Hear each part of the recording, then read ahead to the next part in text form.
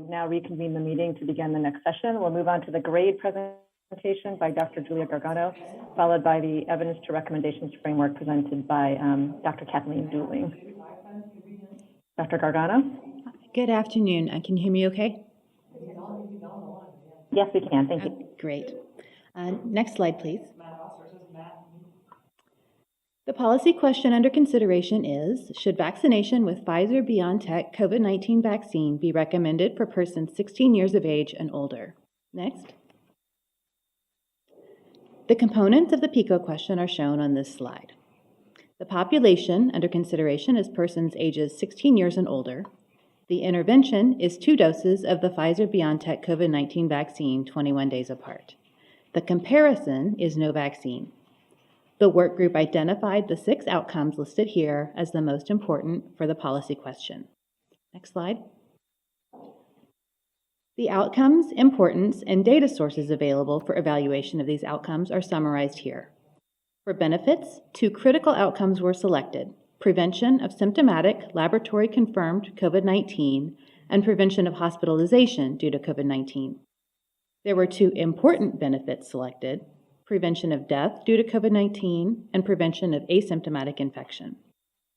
The critical harm identified was serious adverse events overall.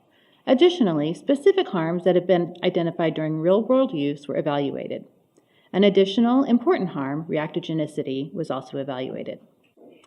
For all outcomes, data from RCTs were evaluated when available. No RCT data on asymptomatic infection were available. For benefits, observational studies of vaccine effectiveness, or VE, were evaluated. For serious adverse events, safety surveillance data were reviewed for specific outcomes. Next. To identify relevant randomized controlled trials, we relied on clinicaltrials.gov as the definitive source. We included relevant phase 1, 2, or 3 trials of Pfizer-BioNTech COVID-19 vaccine with the characteristics listed here on the slide. We sought out additional resources, including obtaining unpublished data from vaccine manufacturers. Next. To identify relevant vaccine effectiveness studies, we used an ongoing, publicly available systematic review conducted by the International Vaccine Access Center, or IVAC, and the World Health Organization, using studies identified through August 20th, 2021. This effort compiles information on published and preprint studies using criteria listed on the left side of this slide. From this database, we selected studies that provided vaccine effectiveness estimates for at least one of the benefits defined in our PICO question. Of note, studies that report on VE against any infection were not included. We included studies that specifically evaluated VE against symptomatic or asymptomatic infection. We included only studies that had estimates of VE specifically for the Pfizer-BioNTech COVID-19 vaccine and not estimates for mRNA vaccines as a group. We reviewed studies of general population and of specific populations as long as they included persons aged at least 16 years. Next. For observational data on vaccine safety, in consultation with VAST, we included data from safety surveillance systems that had been presented to ACIP. Next. This flow diagram shows the evidence retrieval for all records included in our evidence synthesis. 79 records were identified from the IVAC systematic review, and 7 were identified through other sources. 41 full-text articles or other resources were assessed for eligibility, and 32 were included in the evidence synthesis. Next. A total of 28 records of observational studies were identified that met our inclusion criteria and addressed one or more of the PICO outcomes. We conducted a risk of bias assessment using the Newcastle-Ottawa scale, which assigns up to 9 points based on specific criteria related to selection, comparability, and assessment of outcome or ascertainment of exposure. Studies with Newcastle-Ottawa scores less than 7 were considered to have serious study limitations. Next. For each outcome, we assessed the body of evidence for suitability for pooling. Given that we are working with a fluid evidence base that includes preprints that have not been peer-reviewed, and we wanted to produce the most reliable pooled estimates possible, we excluded estimates with serious limitations from the pooled estimates used for grade, although sensitivity analyses including these studies were conducted. If multiple studies were conducted in the same population, the most representative study was selected. Meta-analyses were conducted using the remaining studies. Initial estimates were evaluated for heterogeneity using I-squared statistic. Sensitivity analyses were conducted to assess influence of study characteristics. The pooled estimates were developed to summarize the estimates across several studies succinctly for grade and describe the best available real-world data available for this policy question at this time. However, we acknowledge that the included studies represent different populations and times, and that the science in this area is developing quickly. For this grade analysis, we did not aim to parse out effects of time since vaccination and circulating variants. Next.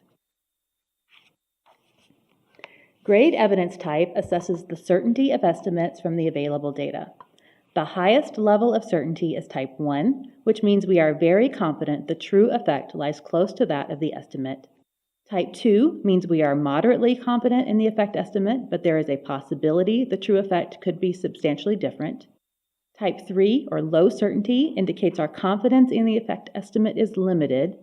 And finally, type 4 indicates very low certainty, meaning we have little confidence in the effect estimate.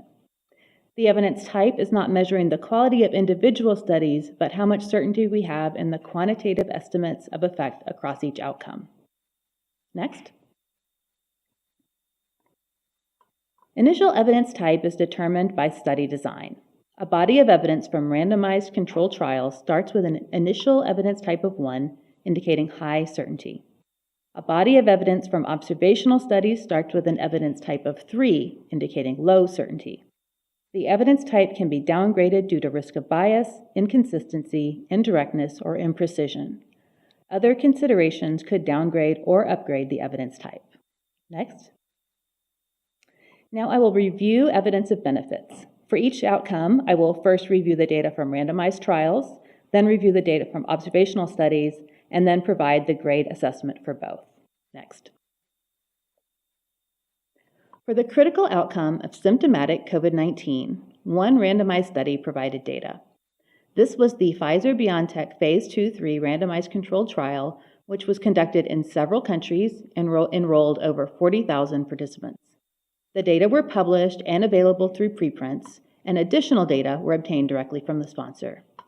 We used data through the unblinding date with a data cutoff date of March 13, 2021. Next.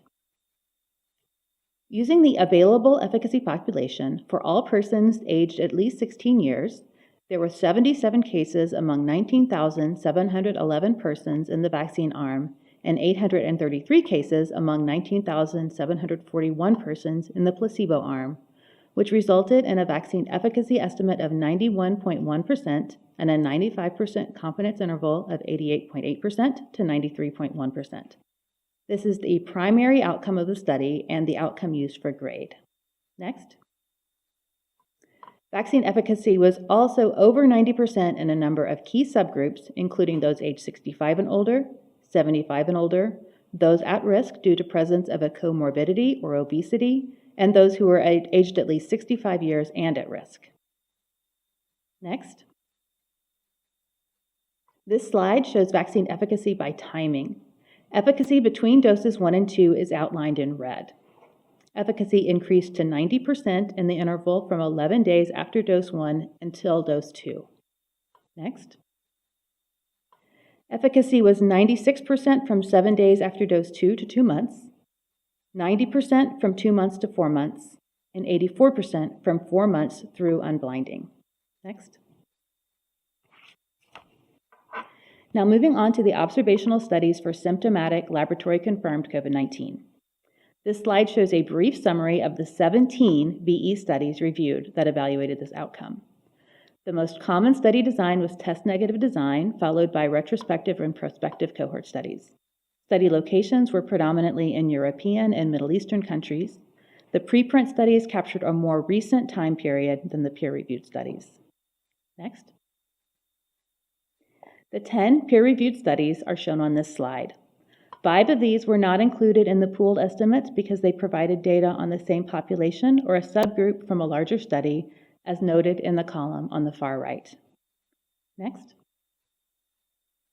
there were 7 available preprint articles with data on symptomatic lab-confirmed COVID-19, and of these, 4 were not included in the pooled estimates for the reasons listed. Next. This forest plot shows the vaccine effectiveness estimates from the 8 studies that were pooled. The pooled VE estimate from these 8 studies was 92.4%. Sensitivity analyses using different choices of studies resulted in pooled estimates ranging from 90.4% to 93.5%. Next. Here's the grade evidence table for the outcome symptomatic lab-confirmed COVID-19. The first line reflects data from the randomized controlled trial body of evidence for which the evidence type started at 1. There was no serious risk of bias identified and no concerns for inconsistency, indirectness, or imprecision. The relative risk of 0.09 and tight 95% confidence interval strongly favored vaccination, and the evidence type was 1 or high for this critical outcome. The second line shows the grade evidence for the observational study data. Recall that the evidence type starts at 3 or low for observational studies. No serious study limitations or risk of bias were identified in the 8 studies included. No serious concerns for inconsistency, indirectness, or imprecision were identified. The relative risk of 0.1 strongly favored vaccination with a 95% confidence interval of 0.05 to 0.16. Because this was a strong association, the evidence type could be graded up. So for observational studies, the final certainty was type 2, or moderate. Next. The second outcome for consideration was hospitalization for COVID-19. The protocol included a definition of severe COVID-19 with criteria shown here on the slide, but this did not necessarily require hospitalization. We have obtained data on hospitalization due to COVID-19 from the sponsor. Next. This slide shows 3 VE estimates, or efficacy estimates, based on randomized controlled trial data. The first row shows vaccine efficacy against severe COVID-19, a secondary endpoint defined in the Phase 2/3 protocol. Efficacy was 95.3%. The second row shows efficacy against severe COVID-19 requiring hospitalization, which was our PICO outcome and the outcome used for grade. The efficacy was 100%. We also learned that there were additional hospitalizations among persons who were diagnosed with COVID-19 but whose specimens were not confirmed using a protocol-approved assay. We requested and obtained additional data from the sponsor on these.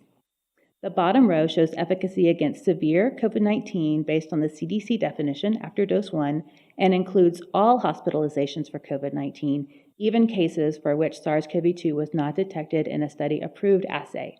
The efficacy was 96.6%. Next. The 13 observational studies that examined effectiveness against hospitalization for COVID-19 and met our inclusion criteria are summarized here. 6 studies were peer-reviewed and 7 were preprints. The most common study design was retrospective cohort. Study locations were prominently in Middle Eastern, European, and North American countries. Next. Additional details about the 6 peer-reviewed studies are shown on this slide, including whether they were included in pooled vaccine effectiveness estimates and the rationale for studies that were excluded.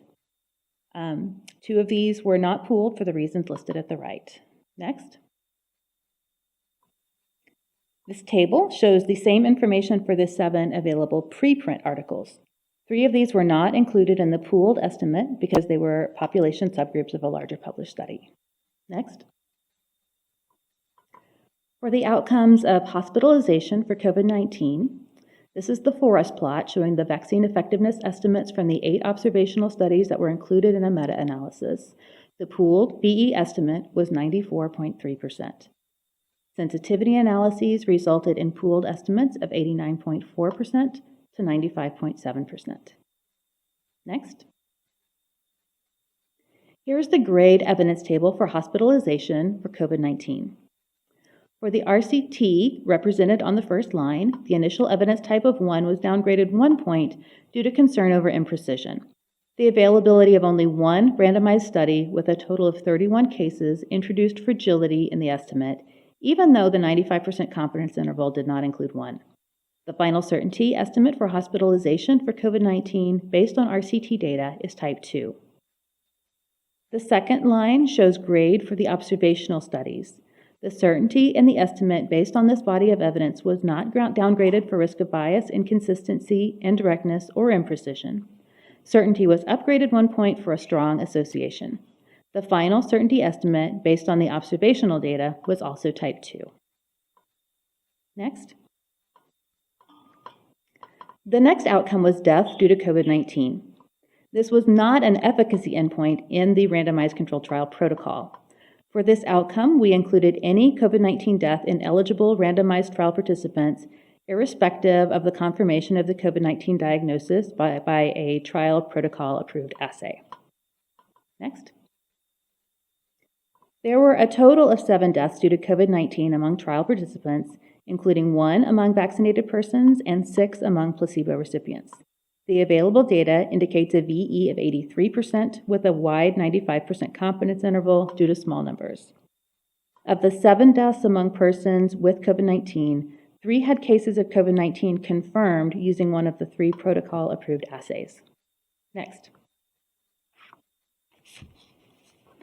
There were 6 observational studies that examined vaccine effectiveness against death due to COVID-19 and met our inclusion criteria, and they're summarized here. 2 were peer-reviewed and 4 were preprints. All were cohort studies. Next. Additional details about those 6 observational studies are shown here, including whether they were included in pooled vaccine effectiveness estimates and the rationale for studies that were excluded. Next. For the outcome of death due to COVID-19, 4 observational studies were included in the meta-analysis for a pooled VE estimate of 96.1%. Sensitivity analyses using different choices of studies to pool resulted in pooled estimates of 95.6% to 96.8%. Next. The grade evidence table for death due to COVID-19 is shown here.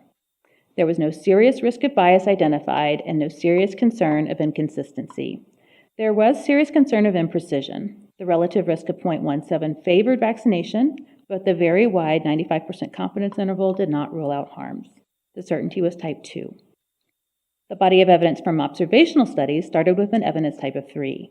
There were no serious study limitations or risk of bias that reduced our certainty, and no serious concern for inconsistency, indirectness, or imprecision. In light of the strong association, the certainty was raised 1 level to type 2. Next. The next outcome of interest was asymptomatic SARS-CoV-2 infection. The randomized controlled trial did not provide any data on this outcome. Next. The 5 observational studies that examined VE against asymptomatic SARS-CoV-2 infection and met our inclusion criteria are summarized here. There were 3 peer-reviewed studies and 2 preprints. Most of the studies were cohort studies, and 4 of 5 were conducted in Middle Eastern countries. Next.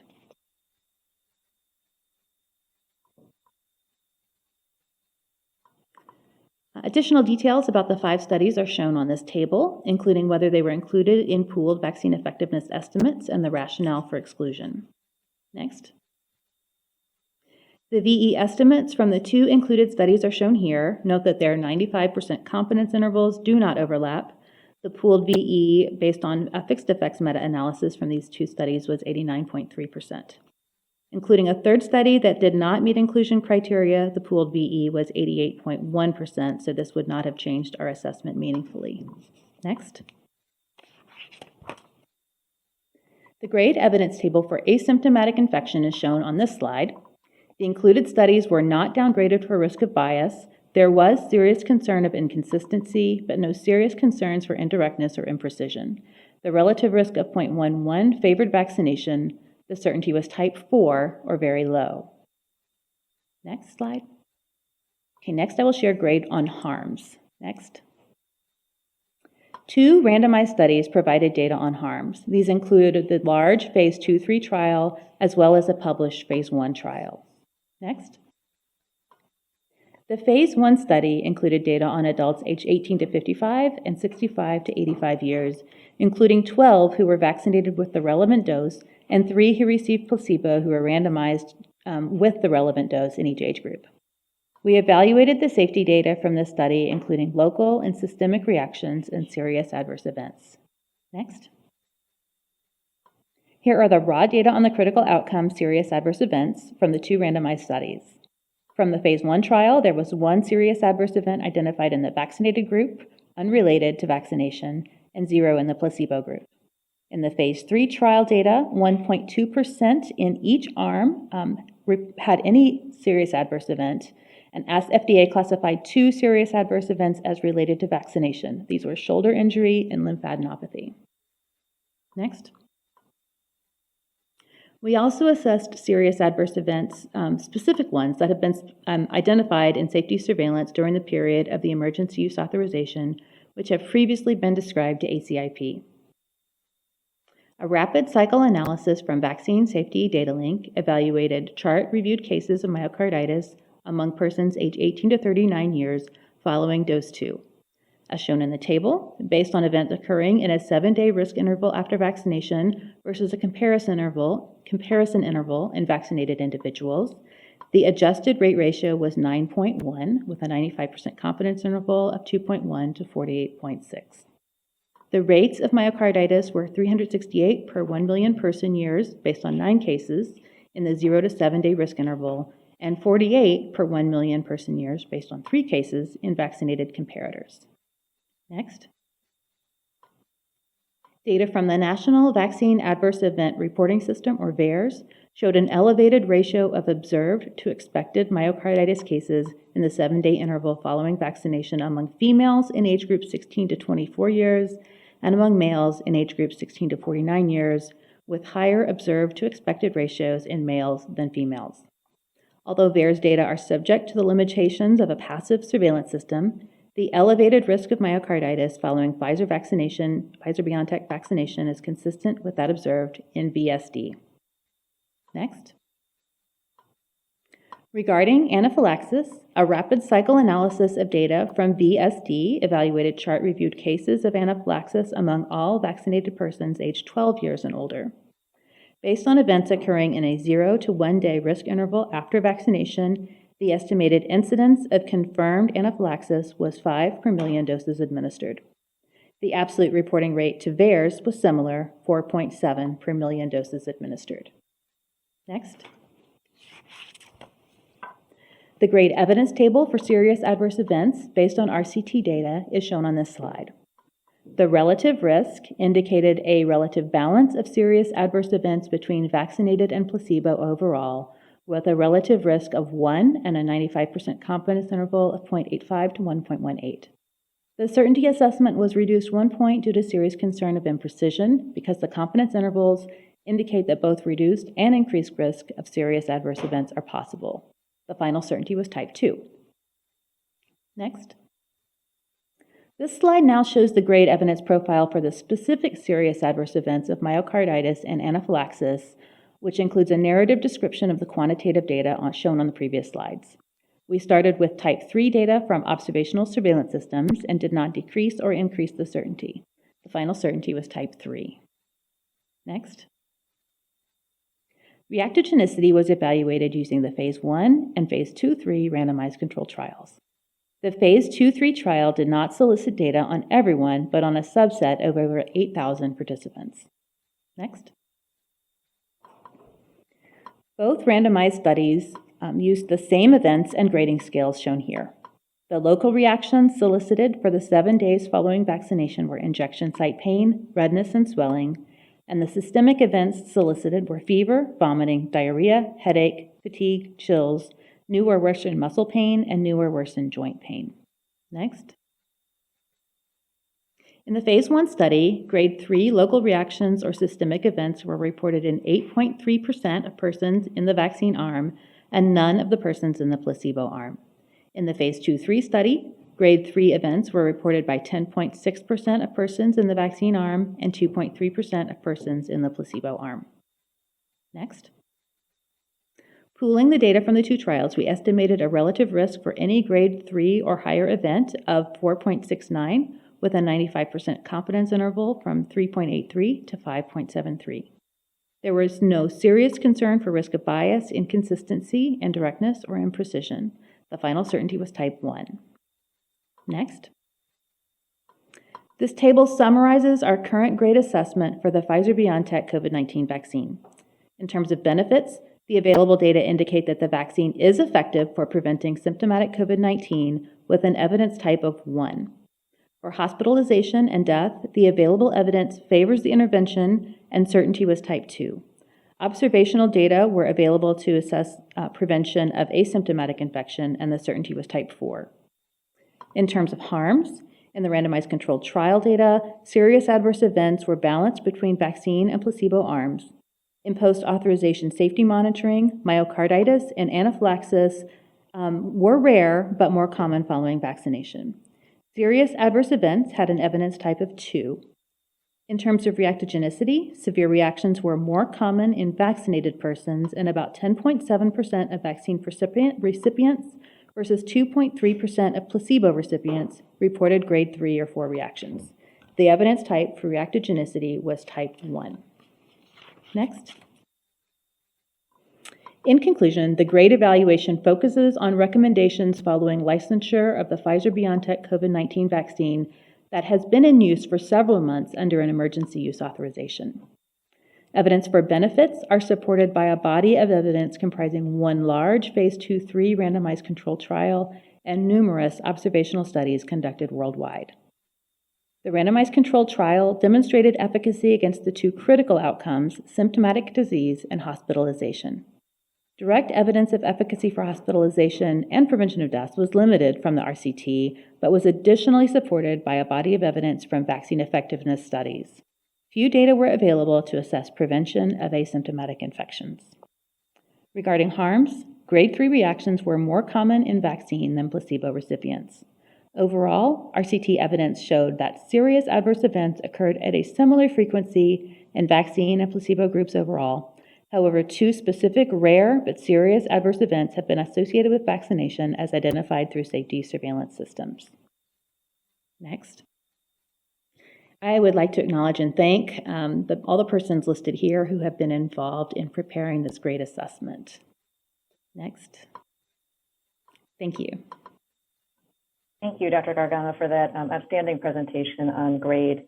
Before we move to questions for this particular presentation, I did want to call on Dr. Shimabukuro to clarify the question about myocarditis that was raised, and he'll go ahead and also provide some additional comments.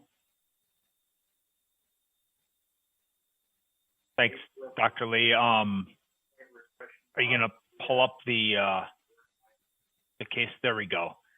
Thank you. So I just want to take a minute just to go over how we identify these cases, these myocarditis and myopericarditis cases, and then I'm going to turn it over to my colleague, Dr. Matt Oster, who's going to talk about some of the clinical characteristics. So this CDC case definition, which may be a little bit hard to see, but if you go to the MMWR, it documents in Table 1 the case definition for acute myocarditis, both probable and confirmed, and then acute pericarditis. And then there's a note on the bottom that's there that says myopericarditis is a term that may be used for patients who meet the criteria for both myocarditis and pericarditis. I'll mention that this CDC case definition was developed in consultation with our own cardiologist consultants and the Clinical Immunization Safety Assessment Project team and their cardiologists and infectious disease consultants. It is the case definition that our clinical abstractors use when they are reviewing VAERS reports and medical records and requesting additional information or contacting the providers to determine if the case does meet case definition. We have substantial information on the VAERS cases and the clinical course of these cases. And we, as you heard from Dr. Su, we are in the process of doing an enhanced surveillance project to look at long-term outcomes.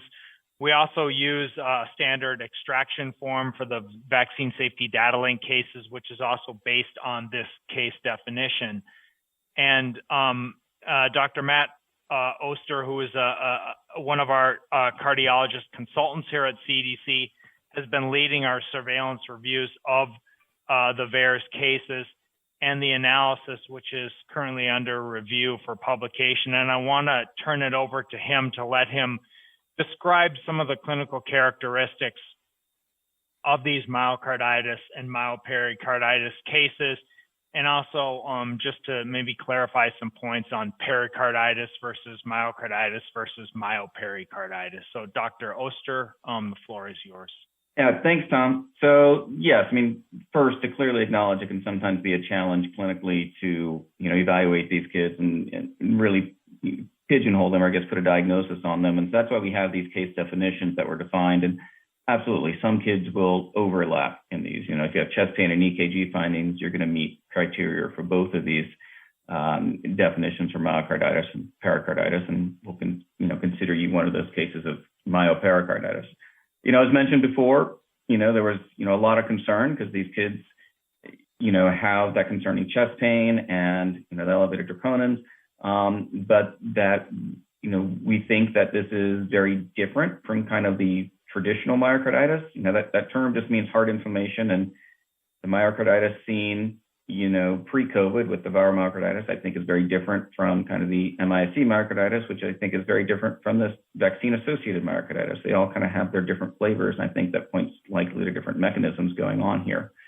I will point out that interesting, a lot's been published so far in the imaging findings in these kids. And yes, while you can a lot of times get some, subendocardial inflammation in association with the other criteria, there are well-defined criteria for diagnosing myocarditis. Those are the Lake Louise criteria referenced in that definition that Tom showed. And these kids are really meeting that, the vaccine-associated ones. And that's really the big concern, at least in the cardiology community, that hey, it's great that these kids get better so quickly and don't need a lot of treatment, but those findings we're seeing are very concerning. And we don't typically see that in pericarditis, but we absolutely see it in I was thinking the same thing. And and some of the MRIs also show kind of more mid-myocardial, not and then extending this or just be mid-myocardial, which you wouldn't necessarily see in just pericarditis. But that's why CDC is following up. We're looking. There have been some publications of people who did some early MRIs 1 to 2 months after these cases, which showed some improvement in some of those MRI findings, but still some persistence of maybe some inflammation. So it's too early to tell how they'll do.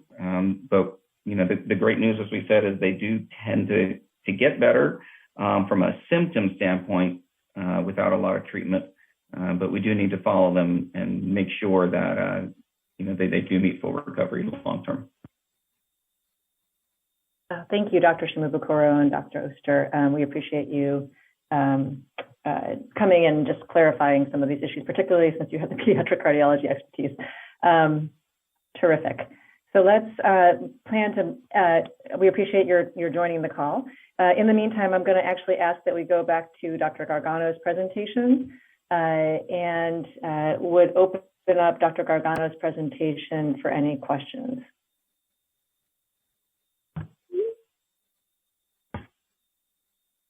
Great, Dr. Paling. All right, so thank you very much for summarizing a vast amount of information in a digestible way. And I wanted to ask, it appeared that the benefit data was from randomized controlled trials included 16 years and older.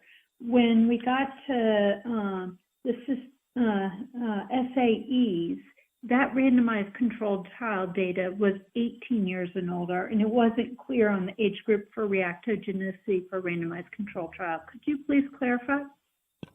Sure. So from the data from the large phase 2/3 trial was for ages 16 and older for both benefits and harms. The very small phase 1 trial included people ages 18 and older. Okay. So the randomized control benefits from the harms included 16 and older. Yes. Is that correct? That's correct. Okay. All right. It's just that with the very small phase 1 trial started at age 18. I see. Okay. Yeah, I just want to make sure that as we move along, we are paying very close attention to the children as well. Thank you. Thank you. Thank you. Are there other questions from ACIP members or our liaisons?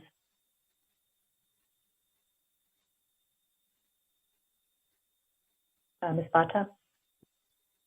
Thank you. And thank you, Dr. Gargano. This was a great presentation. I just need a little clarification from slide 25, where you're talking about the outcome of hospitalization and using a parameter of seven or more days post-dose 2. And maybe it's because I'm working with my peers at the health department regarding breakthrough infection, and we have a definition of 14 or more days.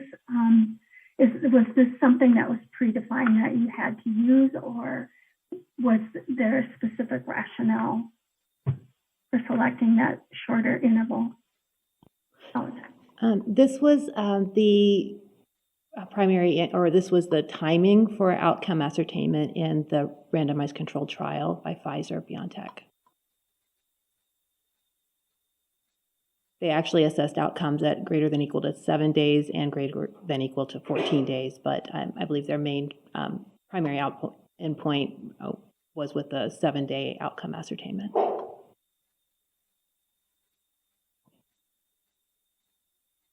Great, thank you. Ms. Bata, do you have any other additional questions? No, thank you very much. Great, thank you. Dr. Daly?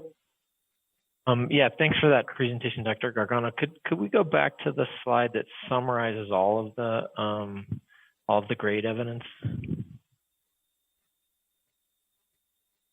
This one, yeah. So, Dr. Gargano, I wanted to see if you agree with this point, but what I was struck with was not only sort of the number of observational studies that you sort of had available for review, but just the striking consistency of those data with the RCT data, particularly in the context of benefits, but just overall. That's my question. Yes, I absolutely agree with that. They were very consistent. Thank you. Perfect. Are there any additional questions? Well, I don't see any hands raised, so I think we'll move on to Dr. Dooling's presentation, and then we'll pause for.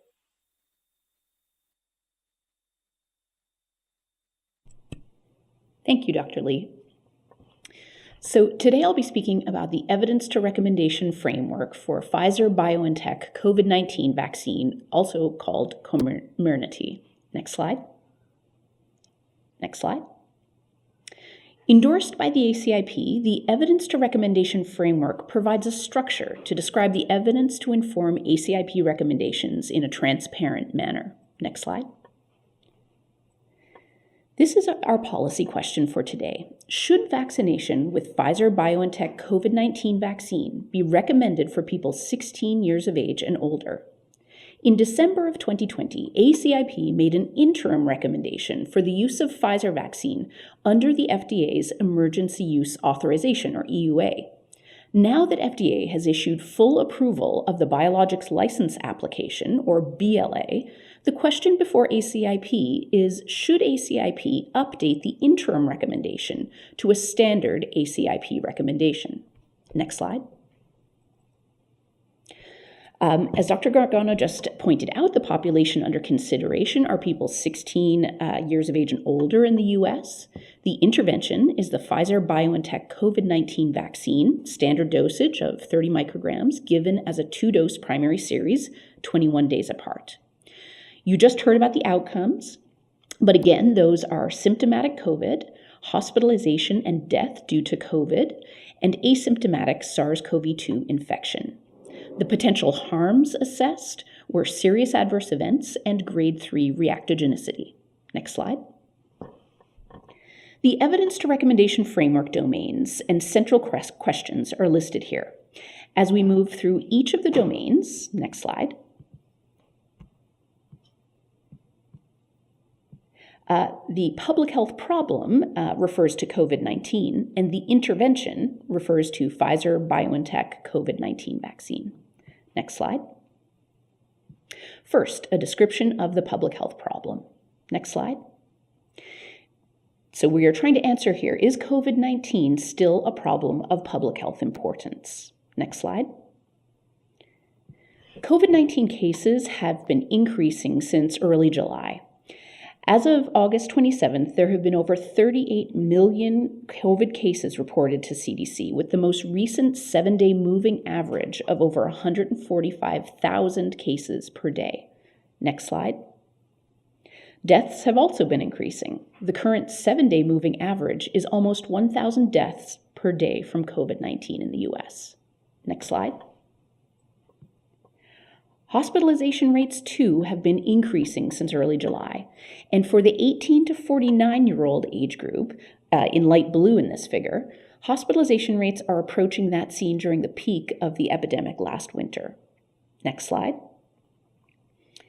And as you can see from hospitalization rates in COVIDnet from January to mid-July, rates of hospitalization in unvaccinated are many-fold higher than those for fully vaccinated people, from 24 times higher among adults under 50 to 13 times higher in unvaccinated older adults on the right. Next slide. The high hospitalization rates among adults have been putting an enormous burden on the healthcare system. 23 states report that they have exceeded 80% of ICU capacity, and at least one state is reporting over 100% capacity. Next slide. One of the drivers of the current surge in infections is the Delta variant, depicted in orange on this graph. Delta is the dominating circulating variant and estimated to be more than twice as contagious as the Alpha variant, the previously circulating dominant variant. Next slide. Switching gears now to vaccination. The number of doses administered per day in the US peaked in April, but has been slowly increasing again since July. Next slide. However, it's important to note that approximately 38% of the population 16 and older are not yet fully vaccinated. Next slide. And you can see that the vaccine coverage varies by age. This figure shows the percent of people receiving one or more doses of COVID-19 vaccine. People 50 and older, represented in the pink colors, have achieved high coverage of 80% or higher. People 18 to 49, represented in the green colors, have achieved coverage between 59 and 72%. And the two youngest age cohorts, represented in yellow, some of whom only have became eligible for vaccination in April or May, so far have coverage of 49 and 57%, but it should be noted that coverage is still increasing steeply among these groups. Next slide. That continued strong uptake among young people is seen very clearly in this figure of people who are fully vaccinated with Pfizer vaccine. Since mid-April, most people achieving full vaccination with Pfizer vaccine are younger than 50 years old. Next slide. COVID-19 vaccination coverage also varies by geography. Only 6 states or territories have achieved coverage of 70% or more in the population 12 and older, as you see in the darkest blue color here on this map. Next slide. In summary, COVID-19 cases, hospitalizations, and deaths have been increasing. The Delta variant is the dominant circulating variant of SARS-CoV-2 in the US and is estimated to be more than 2 times as transmissible as previous variants. Over 173 million people are fully vaccinated in this country. However, vaccination coverage varies by age and geography.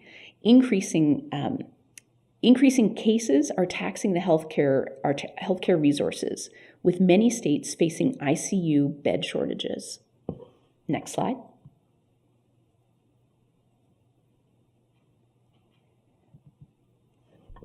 The work group determined that the COVID-19 continues to be an important public health problem. Next slide. Moving on to benefits and harms. This domain was presented by Dr. Julia Gargano, and the data it's grading. Next slide. We will aim to answer the questions: how substantial are the desirable anticipated effects? And how substantial are the undesirable anticipated effects? Next slide. And if the desirable effects outweigh the undesirable effects. Next slide. So this is the summary you just saw of the grading of the benefits and harms listed here. The level of certainty for the benefits of Pfizer-BioNTech COVID-19 vaccination among people 16 years and older was type 1, or high certainty for the prevention of symptomatic COVID. The clinical trial and observational study evidence demonstrated that the Pfizer vaccine prevented both hospitalization and death due to COVID. Both outcomes were rated as type 2 or moderate certainty. 2 observational studies show a benefit of vaccination for the prevention of asymptomatic SARS-CoV-2 infection. However, the evidence was type 4 or very low certainty. Regarding potential harms after vaccination, serious adverse events in the clinical trial were balanced between the vaccine and the placebo arms. In post-authorization safety monitoring, myocarditis and anaphylaxis were rare but more common following vaccination. This body of evidence was rated as moderate certainty. Moreover, as presented by Dr. Rosenblum, in the highest risk population of males 16 to 29 following the second dose, the work group felt that the benefits of vaccination with Pfizer-BioNTech COVID vaccine outweighed the risks of pericarditis. With respect to the final outcome of reactogenicity, severe reactions within 7 days were more common among vaccinated people. In fact, any grade 3 reaction was reported by 10.7% of the vaccinated group versus 2.3% of the placebo group. This was deemed to be type 1 or high level of certainty. It's worth noting here that since the interim ACIP recommendations were made for Pfizer-BioNTech vaccine in December 2020, there are now sufficient data to report out on all the outcomes of interest with additional follow-up time and large observational studies. The level of certainty for the vaccine's prevention of hospitalization and death due to COVID-19 has increased.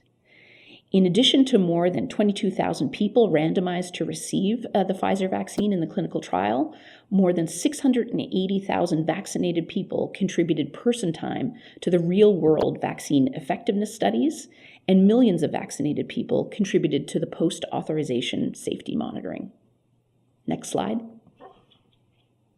The work group felt that the desirable anticipated effects were large. Next slide. And that the undesirable anticipated effects were small. Next slide. And that the balance favored the intervention, the use of Pfizer vaccine in people 16 and older. Next slide. Moving on to values. Next slide. Addressing how the target population feels about the balance of desirable to undesirable effects. Next slide. And is there important uncertainty about how the target population values these outcomes? Next slide. To assess this domain, we reviewed the scientific literature, news media, and gray literature reports. The surveys were limited to those conducted since authorization of COVID-19 vaccines, but survey questions generally included all COVID vaccine types. Next slide. This figure depicts positive vaccine intent in surveys completed between December 2020 and August 2021. Repeat surveys are depicted in the same color, and one-time surveys are depicted in gray. Overall, positive vaccine intent, which includes people who reported that they were already vaccinated, probably or somewhat likely to get vaccinated, increased from December to May and has remained at about 70% since then. Next slide. The most common reasons reported for not getting vaccinated included concerns about side effects, belief that the vaccines are too new, and belief that vaccination is not necessary. Of those not vaccinated in a Kaiser Family Foundation survey, 20% said they would only get vaccinated if required. 36% said they would definitely not get vaccinated. Next slide. In that same survey, while 68% of people indicated a positive vaccination intent, 10% said that they would wait and see, 14% said they would definitely not get vaccinated, and 6% said that they would get vaccinated only if required. The unvaccinated people were then asked, would you be more likely to get vaccinated if one of the vaccines currently authorized for emergency use received full approval from the FDA? 49% of the wait and see and 8% of the definitely not group reported they would in fact be more likely to get vaccinated under those circumstances. Overall, 31% of unvaccinated respondents said they would be more likely to get vaccinated after a COVID-19 vaccine received full FDA approval. Next slide.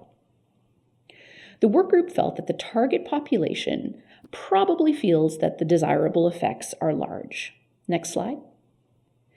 But that there was important uncertainty or variability in how much people value the main outcomes. Next slide. Moving on to acceptability. Next slide.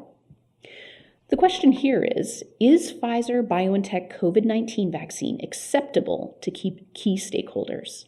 Next slide. COVID-19 vaccination has been implemented in a large variety of settings. State and local health departments, healthcare sites, hospitals, mass vaccination clinics, long-term care facilities, retail pharmacies, and healthcare provider offices. As of August 29th, 2021, all of the aforementioned stakeholders have contributed to more than 207 million doses of Pfizer-BioNTech COVID-19 vaccine being administered. Next slide.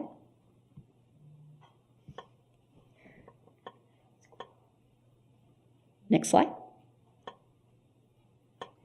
Vaccination with Pfizer-BioNTech COVID-19 was already highly acceptable to stakeholders and under FDA emergency use authorization and ACIP interim recommendation. Vaccination may be more acceptable to stakeholders under full FDA approval and standard ACIP recommendation. Next slide. The work group felt that yes, the Pfizer-BioNTech COVID-19 vaccine is acceptable to key stakeholders. Next slide. Moving on to feasibility. Next slide. The question here is the Pfizer-BioNTech COVID-19 vaccine feasible to implement? Next slide. Barriers to implementation may include complexity of recommendations, vaccine storage and handling requirements, financial barriers, supply barriers. We look at each of these in more detail. Next slide. With regard to complexity of recommendations, the Pfizer-BioNTech COVID-19 vaccine is currently the only COVID-19 vaccine for which FDA has approved a full biologics license application. The BLA has only been issued for some indications, which may add complexity to current recommendations. In other words, the approval for ages 16 years and older exists under the BLA, whereas vaccination of adolescents 12 to 15 years old and an additional dose in immunocompromised people proceeds under the emergency use authorization. Next slide. Vaccine storage and handling requirements for Pfizer COVID vaccine have become more feasible since ACIP made its interim recommendations in December 2020. But still, ultra-cold storage requirements from minus 90 degrees Celsius to minus 60 degrees Celsius impacts where vaccine can be stored. The ultra-cold storage maximum time has been extended from 6 to 9 months. Subsequently, freezer storage is permissible at regular vaccine freezer temperatures for up to 2 weeks. And finally, the vaccine may be kept at refrigerator temperatures from 2 to 8 degrees Celsius for up to 1 month. The minimum size of orders is 450 doses, which may present feasibility problems for low throughput sites without ultra-cold storage. Next slide. With respect to possible financial barriers, all COVID-19 vaccines are provided to the U.S. population free of charge. However, health systems or health departments incur costs for vaccine implementation, clinics, and outreach and education. Financial hardships may arise if vaccine recipients need to take time off to receive the vaccine or experience post-vaccination reactogenicity that prevents them from working. Next slide. Vaccine supply in the U.S. is sufficient for implementation of the intervention. As of August 29th, more than 209 million doses of Pfizer-BioNTech have been administered in the U.S., demonstrating that the vaccine is feasible to implement. Next slide. The work group felt that yes, Pfizer-BioNTech COVID-19 vaccine is feasible to implement. Next slide. Moving on to resource use. Next. This domain aims to address if Pfizer-BioNTech COVID-19 vaccine is a reasonable and efficient allocation of resources. Next slide. For unvaccinated people, the estimated costs associated with hospitalization due to COVID was $1.5 billion in July. Next slide. Vaccine doses purchased with U.S. taxpayer funds will be given to people living in the U.S. at no cost. Several published modeling studies have found that COVID-19 vaccination is likely to be of reasonable economic value and may also be cost savings under many circumstances. Next slide. The work group concluded that cost effectiveness may not be the primary driver for decision-making during a pandemic. This will need to be reassessed for future recommendations. Next slide. The work group felt that yes, Pfizer-BioNTech COVID-19 vaccination for people 16 years and older is a reasonable and efficient allocation of resources. Next slide. And the final domain for today is equity. Next slide. Here we ask, what would be the impact on health equity of a standard ACIP recommendation for Pfizer-BioNTech COVID-19 vaccine for people 16 years of age and older? Next slide. Health equity is when everyone has the opportunity to be as healthy as possible and no one is disadvantaged from achieving this potential because of social position or other socially determined circumstances. In addition to identifying groups that may be disadvantaged with respect to COVID-19 disease and COVID vaccination, we reviewed the scientific and gray literature as well as the CDC response data and resources. Next slide. The work group agreed that these groups could experience barriers with respect to vaccine access or low vaccine confidence and include certain places of residence such as rural or frontier locations and various congregate living settings, racial and ethnic minority populations, disadvantaged socioeconomic status, and personal characteristics associated with discrimination. Next slide. The COVID-19 pandemic has had unequal impacts across the U.S. population. This figure demonstrates the cumulative COVID-19 associated hospitalizations since the pandemic began through mid-August. Compared to white adults, Hispanic adults experienced twice the cumulative hospitalization rates, Black adults almost 2.5 times, and American Indian and Alaska Natives have experienced 3 times as much hospitalization. Next slide. The previous slide included data on all adults and doesn't take into account the age structure of different populations. Here you can see the estimates of excess deaths in 2020, focusing on the 25 to 64-year-old population. Compared to prior years, all the race and ethnic groups shown experienced excess deaths in 2020. However, compared to white and Asian young adults, Hispanic, Native Hawaiian, Pacific Islander, Black, and American Indian and Alaska Native young adults had 2 to 4 times the excess deaths. Next slide. Important strides have been made towards equitable vaccine administration over the course of the COVID-19 vaccine rollout.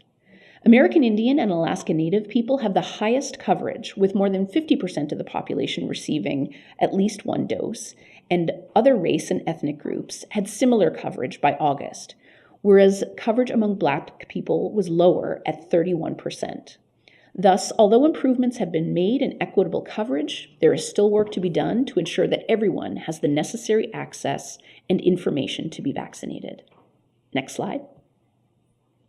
As for reasons why some adults have not received vaccine, unvaccinated Hispanic and Black adults were more likely than whites to cite worries about missing work and having to pay for the vaccine as a major reason for not being vaccinated. In addition, unvaccinated Hispanic adults are more likely than unvaccinated white adults to say they are too busy, would have difficulty traveling to a vaccination site, or are not sure where to get the vaccine. Next slide.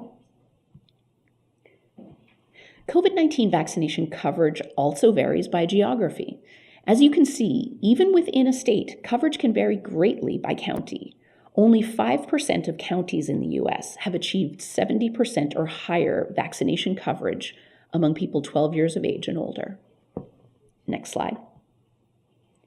In summary, the work group concluded that COVID-19 has resulted in disproportionate hospitalization and mortality in minority populations. Equitable uptake of COVID-19 vaccine has improved over time. We need to strive to continue to improve vaccine confidence and vaccine access for all. The work group had varying opinions on the impact of a standard ACIP recommendation for Pfizer-BioNTech COVID-19 vaccine would have on equity. It is likely that the impact would vary by community. Next slide. Overall, many workgroup members felt that they didn't have enough information to predict the impact of a standard ACIP recommendation on health equity, and that it may vary by population. Next slide. So in summary, next slide. This slide highlights all the workgroup judgments for each of the ETR domains. The workgroup concluded that COVID-19 is still an important public health problem. The anticipated desirable effects from vaccination with Pfizer-BioNTech COVID-19 vaccine are large, and the undesirable effects are small, favoring the intervention. The certainty of the evidence for critical outcomes was graded to be at high or moderate. The workgroup felt that the target population probably valued the intervention, but that there was also important uncertainty in how the population values the outcomes. The intervention was acceptable to stakeholders, feasible to implement, and a reasonable use of resources. The workgroup had varying opinions on the impact of a standard ACIP recommendation for Pfizer-BioNTech COVID vaccine would have on equity. It's likely that the impact would vary by community. Next slide. Overall, most workgroup members felt that the desirable consequences clearly outweighed undesirable consequences in most settings. Next slide. Next slide. In addition, after reviewing the totality of information presented in the evidence to recommendation framework, the workgroup discussed the type of recommendation proposed to ACIP. The options are: we do not recommend the intervention, we recommend the intervention for individuals based on shared clinical decision making, or we recommend the intervention. Next slide. The workgroup members supported, we recommend the intervention. Next slide. Next slide. I'd like to thank the many people who worked tirelessly behind the scenes to create these presentations, and they are listed here. Thank you very much. Thank you, Dr. Duling, for an outstanding presentation as usual. This presentation is now open for questions.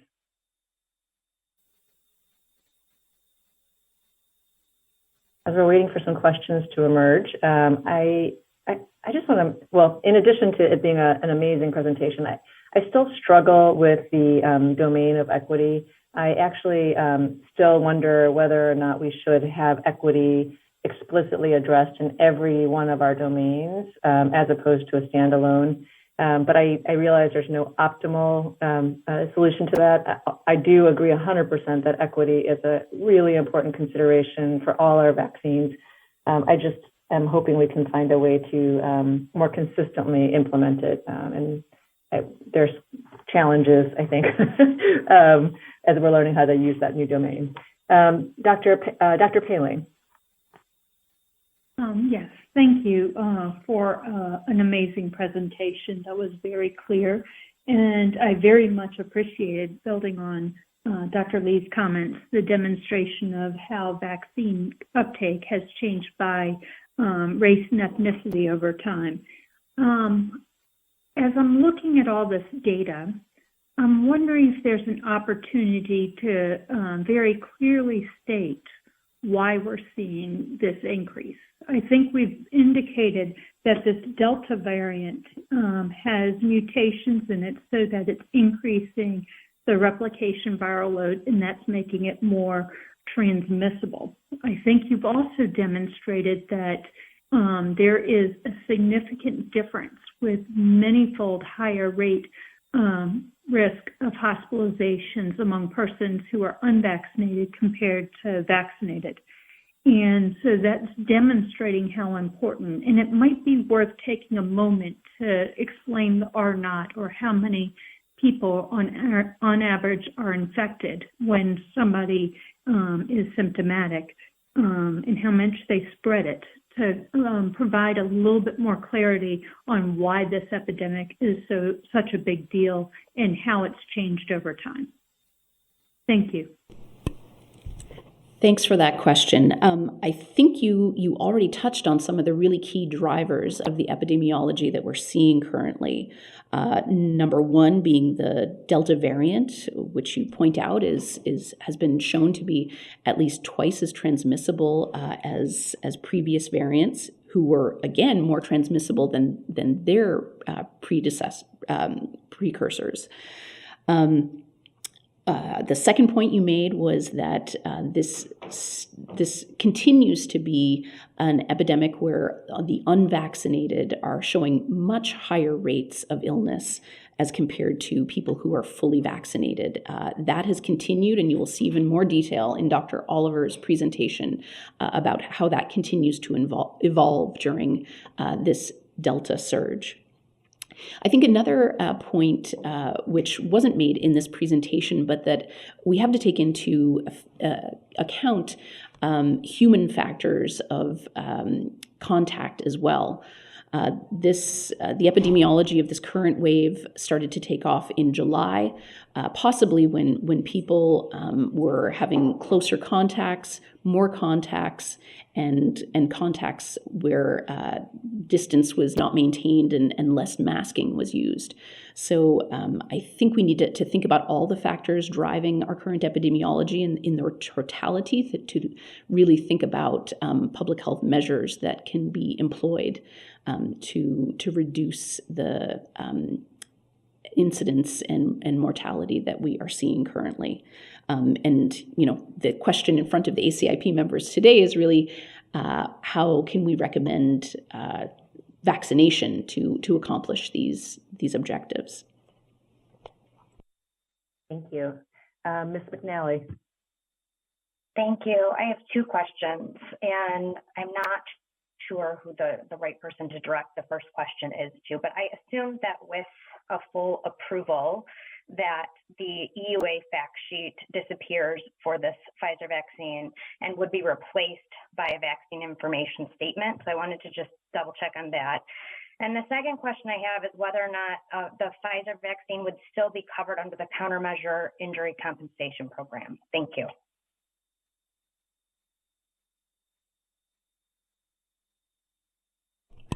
Thank you for that question. So yes, you bring up an important discrepancy from our usual business as usual, which is that vaccines which receive full approval from FDA and then are recommended by ACIP have what's called a vaccine information sheet, or VIS, that gets handed out anytime a person receives a vaccination. With the vaccinations that were authorized under emergency use by FDA and given interim recommendations by ACIP, a vaccine fact sheet performed many of the same functions as the VIS. Because we are in the very rare circumstance of having a vaccine recommended that is both has a full BLA as well as under emergency use authorization. To minimize the complexity here, providers will be expected to continue to give out the fact sheet, which has been bolstered with many of the items that would be included in the vaccine information sheet. So that's the go forward position right now. And I think as time goes on, we will see introduction of the standard vaccine information sheet as the program moves forward.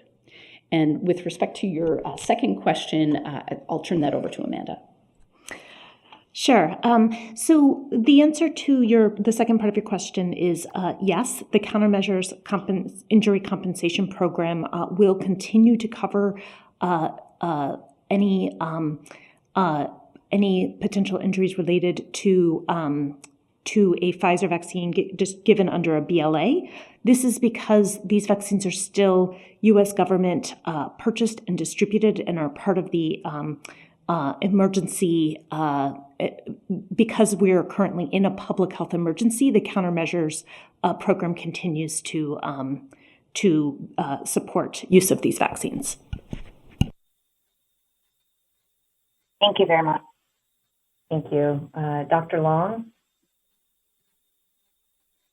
Yes. I would just like to comment that we don't really know anything today about the performance of this vaccine in Delta variant. We think we know something, obviously, from the epidemiology of disease, et cetera. However, I would like to make it clear that I am going to vote on the basis of the data that we have today, and it really is absent the Delta variant. And I think that, as Dr. Daly said at the outset, I can't maybe rotavirus vaccine, but I can't think of a vaccine for which we have had more efficacy and effectiveness and adverse event data than this vaccine. And this vaccine is worthy of our recommendation for what it does for us today and worthy of the trust of the American people. In the future, if we learn that this variant or another variant requires a different vaccine or a different dose of the vaccine, et cetera, so be it. But I don't want to confuse our concern about the Delta, which is worthy and awful, with what I think we're voting on today, which is the merit of this vaccine and the merit of the recommendation. Thanks. Thank you, Dr. Long. I believe Ms. Arthur has her hand raised. Thank you. Phyllis Arthur with Bio. Sorry, quick question related to the equity issue. So Dr. Doolin, great presentation. In the earlier slide, you had the values section. Sorry, please.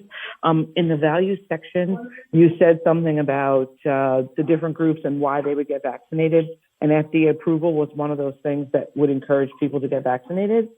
So then I wondered if that factored into the last health equity measure where we weren't sure whether approval of the vaccine would actually help with uptake. I was just trying to reconcile those two different values measure with that data in it, and then how that was used or not used in the last assessment of health equity. Thanks for that question. So yes, one of the slides shown, slide 37, in the values section demonstrated that about 31% of unvaccinated respondents in a survey said that they'd be more likely to get vaccinated if there was a full FDA approval of a vaccine. So yes, during the workgroup discussion of equity, several members brought that up and said if we currently have an unvaccinated group that's enriched with minority groups who may have high vaccine hesitancy and not trust a vaccine that's authorized under emergency use, then perhaps it would be a positive effect on equity to move forward with full approval and a full ACIP recommendation. So that opinion was certainly expressed in the workgroup discussion. Thank you. I will call on ACIP member Dr. Brooks next. Thank you. Excellent presentation, Dr. Dooling. One statement and one question. As it relates to the equity, that statement is just prior to me coming on is accurate, that I do believe that there is a positive benefit. I also want to state that from my recollection of the equity discussion, there was little sentiment that it would have a negative effect on equity, such that if this is to be voted approval today, then there can be work to improve equity metrics. So it may just be a two-step process. Totally separate question. What we're looking at voting on today is giving BLA to a vaccine that already has EUA. So as best you can, Dr. Dooling, can you just, other than, well, including it, or other than the myocarditis data and some of the safety data, what's the difference between what we're looking at now versus what we were looking at when this got EUA? Obviously, more time has passed, but is there something that is different that would make us, more in favor of voting for it or less in favor of voting for it? Thank you, Dr. Brooks. Your question is a good one. What's different now from the place we were in December of 2020? At that time, the ACIP reviewed really the primary evidence that was reviewed at that point was the phase 2/3 randomized clinical trial from Pfizer. At that point, we had a median of 2 months follow-up for those that had been enrolled and randomized either to the vaccination or the placebo group. So that was the totality, a well-conducted, large randomized control trial. Here we sit in August of 2021, and we have not 2 months, but at least 6 months follow-up on all of those individuals who were in the randomized clinical trial. So we have a lot more understanding of both the harms and benefits that accrued over that period of time. But in addition to that, we have a plethora of observational studies that have been conducted around the world in different circumstances, with many contributing extremely high quality real world evidence studies. I mentioned in my presentation that more than 680,000 people were contributed time under study after having been vaccinated in the studies that we looked at and considered. That is really, frankly, unprecedented in terms of what ACIP has to consider when determining if they're going to make a standard recommendation for a vaccine. Given the time that has passed, we also have had millions of people contribute to very robust post-authorization safety monitoring in this country, and we've seen it elsewhere as well in other countries. So we are in a very different place, I think, than we were in December of 2020. And that, I think, is reflected in the fact that a number of the outcomes, specifically hospitalization and death, have been upgraded from lower certainty of evidence to a higher certainty of evidence in those positive outcomes that we observed earlier. All right, and so I just think it's excellent for you to say that. So it affirms that the EUA, at least point when we passed this, was done appropriately, and now people can clearly see the contrast between the limited data we have versus the large amount of data we now have. Thank you.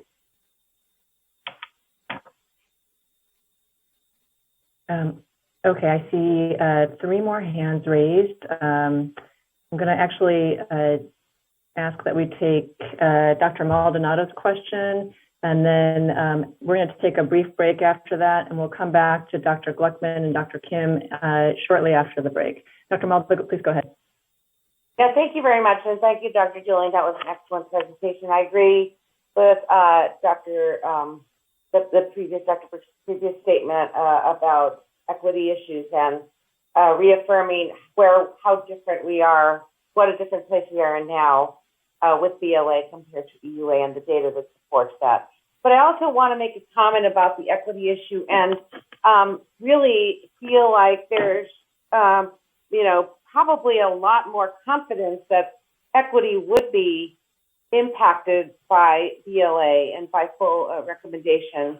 And again, maybe the data that were available to the working group were not sufficient, but I would strongly urge us to really consider delving deeper into that issue because this is critical. I mean, I think the data you demonstrate are showing a disproportionate impact on our communities of color, and a lot of these are social determinants of health related. And so I think more confidence in the impact on equity, I think would send a really important message to our communities of color. If they're sensing, for example, that you're not confident that this would make a difference, then we want to make sure that they're confident that we're confident. I'm sorry to make it a double positive here, but I think it's really important to message to these communities that this is an important recommendation that can impact them. And speaking as a pediatrician especially, and a pediatrician of color who's worked in these communities, they are going to be getting this messaging from their social media colleagues if you don't give it to them. And they are already getting that messaging. So not only are they going to think about, why should I get vaccinated, but even more importantly, why should my child get vaccinated either under EUA now or eventually if there's BLA. So I really think that this is not just a matter of tweaking the data or just putting the icing on the cake here. This is a fundamental, disproportionate impact on our communities of color, and it needs to be decided, and it needs to be definitive, and there needs to be data to support some kind of a confidence in this from the committee, because as it stands, people being not sure is really not going to really affect our communities of color in any substantial way, especially those people who are currently not clear about vaccinating themselves, and especially their children. So I think this is a really important issue that we can't just kind of put aside and think about for the future. It needs to be done right away because these kids are in the hospital now, these parents are in the hospital now, and we need to make sure that they understand that we are confident. And I think we should be confident. If you're not confident, then we need to get some health equity experts to you to explain how this messaging can be helpful to these communities of color. Thank you. Thank you, Dr. Maldonado. I would like to echo your own comments that the work group absolutely felt that there are current disproportionate hospitalization in and mortality in minority populations, that this is of the utmost importance in how to rectify these challenges to equity, and we're absolutely in support of bridging the gaps that they see. And I would also agree with you that more information and study is needed so we can really truly understand how to best leverage these interventions in the service of equity. Thank you very much for those comments, and Dr. Dooling for clarifying the work group's intent. We will now take a break, only 4 minutes until 12:15. Please leave your hands raised and we'll continue the conversation just after the break. Thank you. 12:15. That's 3:15 Eastern Standard Time for everyone. Sorry.